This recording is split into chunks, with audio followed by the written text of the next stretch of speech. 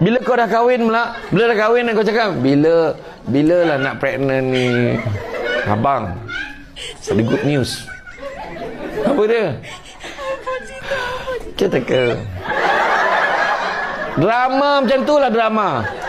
Hakikat tak macam tu pun. Drama over, kau tak tahu. Lepas tu bila dah mengandung kan, azab lah. Kau tolong buat dekat mampu tu, tolong potong steak lah.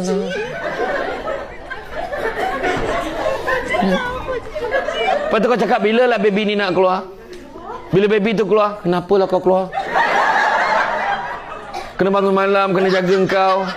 Jantan ni membuta je kerjanya. Lepas tu bila baby tu dah keluar, bila lah baby ni nak cakap mama, mama. Tak padan kampung rengit kau panggil mama. Bila lah budak ni nak cakap mama, mama, mama. Lepas tu bila budak tu boleh cakap, kau diam boleh tak?